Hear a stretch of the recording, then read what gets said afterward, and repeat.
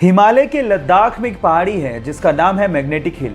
ऐसा कहा जाता है कि वहां पर मैग्नेटिक प्रॉपर्टीज यानी कि चुंबकीय गुण पाए जाते हैं। अब इसका क्या मतलब है? इसका मतलब यह है कि अगर आपने वहां पे किसी गाड़ी को न्यूट्रल स्टेज में खड़ा कर दिया तो वो गाड़ी अपने आप से 20 किलोमीटर पर घंटे की रफ्तार से चलने लगती है।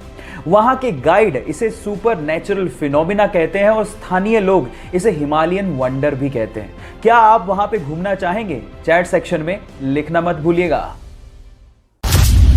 क्या करण जौहर बॉलीवुड छोड़ने वाले हैं? सुशांत के जाने के बाद सुशांत के फैंस के अगर सबसे ज्यादा कोई निशाने पर है तो वो है करण जौहर।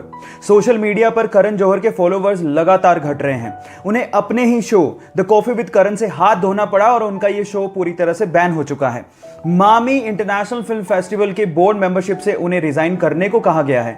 इसके अलावा बिहार में उनकी मूवीज को बैन कर दिया गया है और उनके खिलाफ एक केस भी फाइल किया गया है। इतना सब कुछ होने के बाद भी किसी भी स्टार या स्टार किड ने करण के लिए स्टैंड नहीं लिया, जिसके लिए करण ने बहुत कुछ किया था। और ये सब देखने के बाद करण जौहर ने अपने सोशल मीडिया हैंडल से बहुत सारे स्टार और स्टार किड को अनफॉलो कर दिया।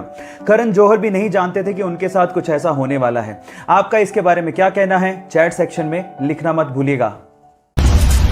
हमारी दिल्ली के कुतुब मीनार के परिसर में एक लोहे का स्तंभ बना हुआ है और वो स्तंभ 1600 साल पुराना है।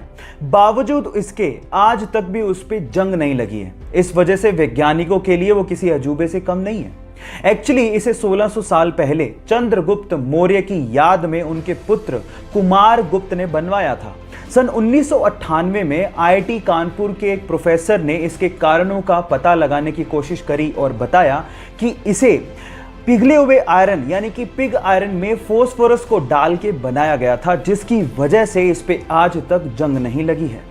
अब इससे पता लगता है कि प्राचीन काल में भी भारत के पास धातु विज्ञान की बहुत ज्यादा समझ थी। क्या इसके पहले तक के फैक्ट आप जानते थे? और अगर नहीं जानते थे तो चैट सेक्शन में लिखना मत भूलिएगा। 2 जुलाई 2020 यानी कि कल का दिन इंडियन रेलवे के लिए रिकॉर्ड ब्रेकिंग डे था, क्योंकि इसी दिन इंडियन रेलवे ने भारतीय इतिहास की सबसे लंबी ट्रेन को नागपुर से कोरबा के बीच में दौड़ाया।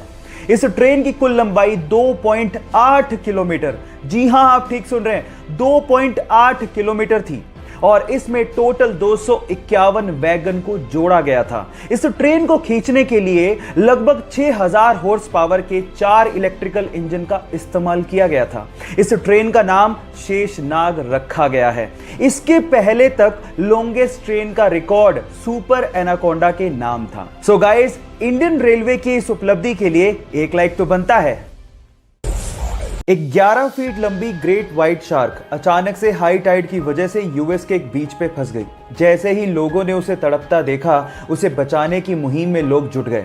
सबसे पहले तो लोग उस पर लगातार पानी डालते रहे ताकि वो जीवित रहे। इसके बाद उसको वापस समुद्र में पहुंचाने के लिए उन्होंने रेत का एक चैनल बनाया और उसके बाद उसे खींचते हुए समुद्र तक पहुंचा दिया। आप लोग याद रखिए गाइस कि ये धरती सिर्फ इंसानों की नहीं है, इन जीवों की भी है और उन्हें बचाने की मुहिम और ऐसा समन्वय हमें बनाए रखना पड़ेगा, तभी हमारा अस्तित्व बचा रह सकता है। आपका इसके बारे में क्या कहना है? चैट सेक्शन में लिखना मत भूलिएगा।